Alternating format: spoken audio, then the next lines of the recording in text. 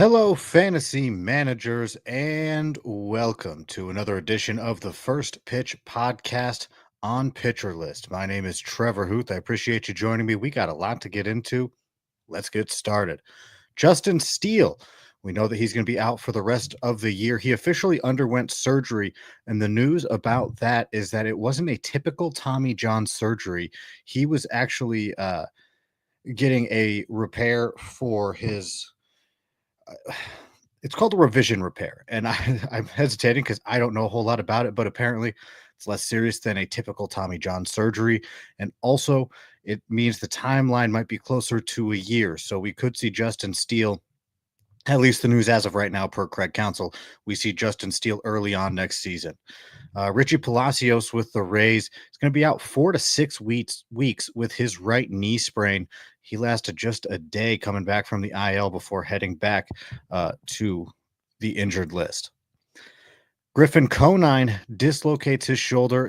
He will have an IL stint. How long? I'm not sure. That has not been said yet, but it is something that is going to be happening. Forrest Whitley was activated. He has a chance to prove himself in a middle relief role. Just some quick news there from the Astros. Jason Hayward heads to the IL with knee inflammation. That means Terso Ornelas was promoted, made his debut, went 0 for 1 with a pinch hit. 25-year-old's been working towards this since 2017. He's kind of been on and off a prospect list, so congratulations to him for making his major league debut. The Giants select David Villar after Casey Schmidt goes on the IL with a left oblique strain. Tim Meza for the Pirates is also heading to the IL with a lat muscle strain. This brings David Bednar back into the equation for the Pirates bullpen. He did return. He did pitch late, but it wasn't a safe situation. 1 inning, couple of strikeouts, couple of hits. Going to be interesting to see how that Pittsburgh bullpen plays out. They've had Dennis Santana doing it. They have Colin Holderman coming back potentially, and now David Bednar is in the equation. He pitched well in AAA. We'll see if they start giving him high leverage situations again, or what role he's going to settle into. There was a gaggle of moves from the Rockies, including Ezekiel Tovar heading to the 10-day IL with a hip contusion. Brenton Doyle goes on the bereavement list. That brings Jordan Beck back to the Rockies roster, as well as Aaron Schunk is selected, and to make room, Austin Gomber heads to the 60-day IL. The Dodgers activated Evan Phillips, and the corresponding move there, Blake Trinan goes to the IL with forearm tightness. Never something you want to see, so something to monitor there with Blake Trinan. Martin Perez for the White Sox heading to the 15-day IL. Jared Schuster's coming up. And moving on, because there's just a lot of injuries. Unfortunately, just a lot of injuries to report on today. After all the relief, many pitchers between the Diamondbacks and the Cubs. The Diamondbacks made a lot of moves. They were highlighted by the fact that AJ Puck goes to the 15-day IL. So something to watch there and something to maneuver. I mean, they have Justin Martinez for those save situations, so not a huge loss for them. But for those of us rostering AJ Puck, got to find some way around that late inning usage. And the Royals make a move. Mark Canha's returning, and that means MJ Melendez is heading down to AAA. Looking at some highlights from yesterday's game, Matt Chapman had a 2-home run game, or had a home run. I'm sorry, he had a home run in the most recent game. He has 2 home runs in his last 3 games, if I can read my own notes. He's hitting .391 with more walks than strikeouts, to be exact. He has 1 more walk than strikeouts over his last 7 games, so Matt Chapman on a good streak. Mike Trout with 2 bombs today. Talk more about who they came off of, but another 2 home runs for Mike Trout, who has a power stroke so far this year. Alex Verdugo, with his second game back with the Atlanta Braves now, had 4 hits, including a pair of doubles. After going 0 for in his first game, his second game provides 4 hits. Gavin Sheets, still on fire. Another 2-hit game. He added a double to his stats already, and Gavin Sheets has just been fantastic so far for the Padres. Chandler Simpson makes his debut, a much anticipated debut, and again, I mentioned it yesterday, but just a divisive debut to say the least. He went 1 for 5, which in some ways proved some people right who thought he didn't have the power to, do much. He had a couple of weak groundouts, but while that might be true, his one hit was a ground rule double the opposite way. So he did hit something far enough to bounce over a wall, which is certainly something. Chandler Simpson debuts 1 for 5 again with that ground rule double. He's gonna get steals. I think Roto is a great league for Chandler Simpson. If you're not in a Roto league, he might be a little tougher to roster because you have to plan around him a bit more, but he will help you with steals as long as he can get on base. It's just a matter of how much is he going to hit and how much impact can he have when he does hit. Speaking of the Rays, Jonathan Aranda with a walk-off bomb in the 10th inning. Another rookie who's been doing pretty well, Edgar Caro, the catcher for the White Sox. I am all about him. I've gone out on a limb saying I think he's going to be a top-end hitting fantasy catcher. That was before it seemed like he's now going to be splitting time with Kyle Teal, but right now Kyle Teal's not there, which means Caro should be getting plenty of opportunity. He had another 2 hits, including a double in the game yesterday, and he can just hit the ball. So as long as he's getting enough playing time and consistent playing time, I think he's going to be a great offensive producing catcher, which is fantastic for fantasy. So I absolutely love Caro, but again, the one worry with him is that at some point Kyle Teal's going to arrive. Kyle Teal's not hitting very well in AAA right now, so you have a little bit of time, but if that is a timeshare, that's certainly something to watch out for with Caro.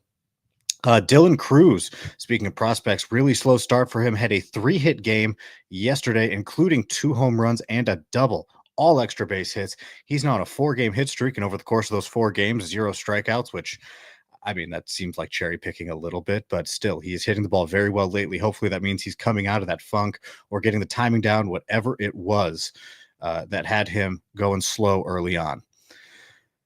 Thomas Segis with the Cardinals, 2 doubles in the game yesterday, but his playing time may not be around forever. Mason Wynn is rehabbing. Mason Wynn hit 2 home runs in his rehab game with Memphis yesterday. So certainly something to keep an eye out for because Nolan Gorman is back. So it's not like Segis is just going to slide over to second base. They'd like getting Gorman those at bats. So we'll see what happens with the playing time. Thomas Segis, though, a really good bat, has been hitting very well. The Cardinals are going to have some decisions to make.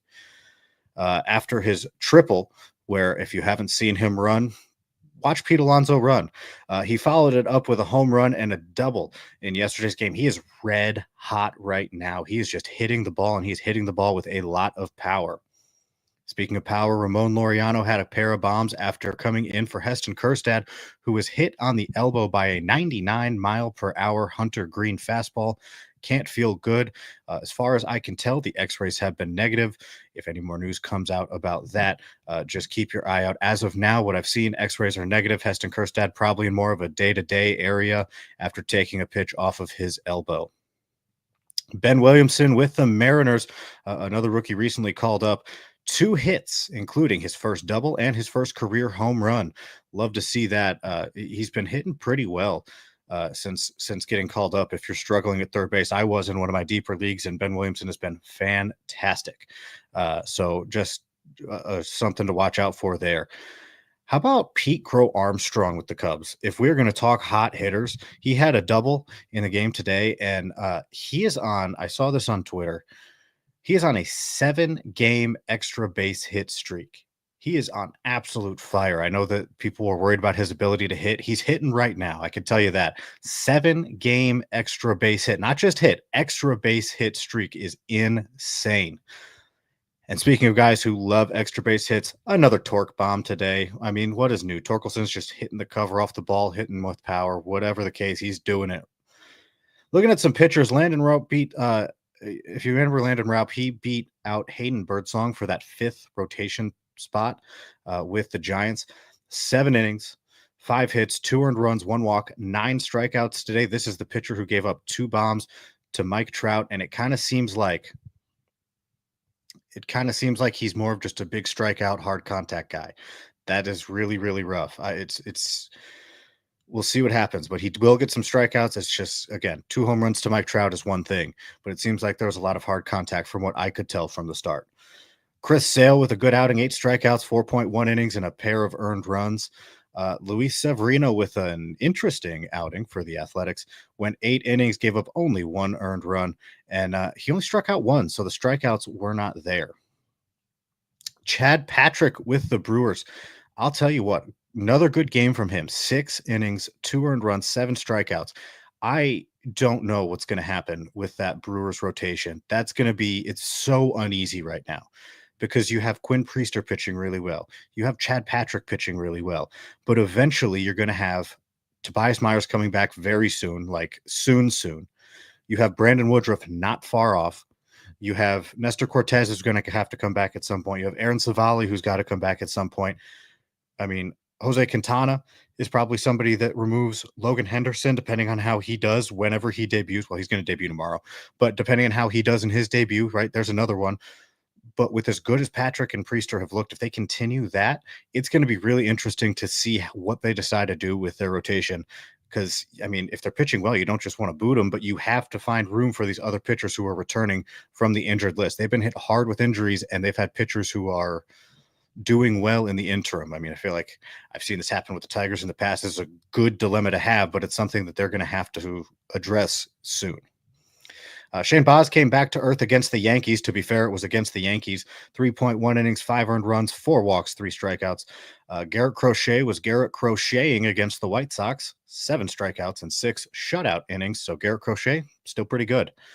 Mackenzie Gore, 13 strikeouts. He went into Coors and came out with 13 strikeouts. Good for you, Mackenzie Gore. I just wish it was more consistent, as I'm sure does everybody. He has fantastic upside, but sometimes he's just going to have a clunker in there. Nathan Eovaldi, 7 innings, 0 walks. I'm sorry, 7 strikeouts and 0 walks over 5 innings.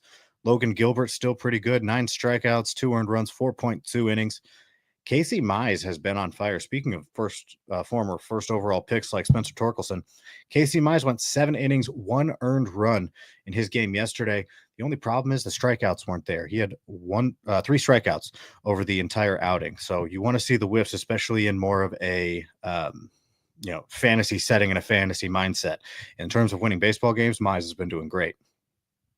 Few reliever notes.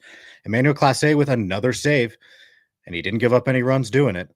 So hopefully this means good things. Emmanuel Clase on quite the run after quite a bad run before that. So hopefully this means good things for Clase. Will Vest picked up the save. Tommy Conley's just been pitching a lot. Will Vest got his first save of the season. So if you're looking for if you're in a saves holes league or looking for maybe spotty saves somewhere, Will Vest got one for the Tigers. And I mentioned on yesterday's First Pitch podcast, Daniel Palencia with the Cubs. I want to mention him again. It seemed like he would pretty obviously be throwing today after they used yesterday rather, if they used all of the relievers the day before. And he did. He threw 2 innings. He did give up 1 home run, but he struck out 2 over those 2 innings, and he hit 100 and 101 a lot. In the 8th inning where he got his 2 strikeouts, he pitched the 8th and 9th. In the 8th inning where he got his 2 strikeouts, he threw 10 pitches, all fastballs, and I think 8 of them were over 100 miles an hour. I mean, the stuff is electric. And whether he's getting leverage now, I know that's what's important to fantasy, but he can grow into that. And if he has his command, if he's dotting up these triple-digit fastballs, Daniel Palencia is going to be a problem, and he could work his way towards the back end of the bullpen. Even though I know that's crowded right now for the Cubs, I can't watch him and not think this guy's going to be a legit bullpen arm. And maybe that's not this year if you're in redraft, but he's got something there, and that's hard to ignore. I appreciate you joining me here on the First Pitch podcast. We're going to look ahead to some pitching matchups for today, but we're going to do that in just a moment. We're going to take a quick timeout. This is the First Pitch podcast on Pitcher List. And welcome back to the First Pitch podcast on Pitcher List. My name is Trevor Huth. Appreciate you joining me. Only got a few guys to talk about here in terms of pitching matchups upcoming today. It's been kind of an interesting one. Looking through all the matchups, just kind of a meh day, in my opinion. Maybe I'm wrong about that. Could be a really great matchup. Yesterday was supposed to be a bunch of star-studded pitching, and some guys got hit around pretty good. So you never know what can happen. That's baseball. That's why we love it.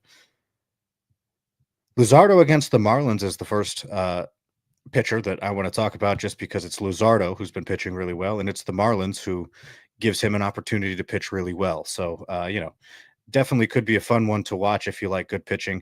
Speaking of good pitching, it is Tarek Skubal bump day. He will be on the bump against the Royals. Obviously, he's a fantastic pitcher. I mentioned that Logan Henderson is going to debut. Logan Henderson is going to debut. I mean, this has only been a week in the making. How long has he been up and not debuted? He's just been sitting there. Finally, Logan Henderson is going to pitch a Major League Baseball game, and he is going to be doing that today. So we'll see how he does. The Brewers have had pretty good luck with their starters, as I mentioned, with Quinn Priester and Chad Patrick. We have a Tyler battle for Tyler supremacy.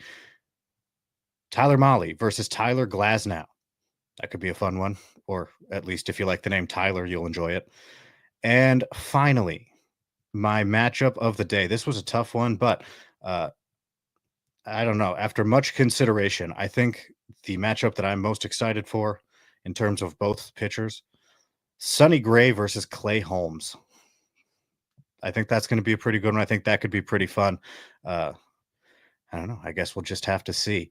Appreciate you joining me on the First Pitch podcast. Make sure to be checking Pitcher List. We have the ever updating list of pitchers that Nick Pollock does. We have the ever updating hitter list that Scott Chu does, the ever updating reliever lists that Rick Graham does, as well as the rest of the fantastic content that gets written for pitcherlist.com. And of course, if you're not a member of PL Pro, please consider joining, because there's a lot of good conversation that goes on in that Discord channel. I'd love to see you, love to talk to you. I try my best to stay pretty active.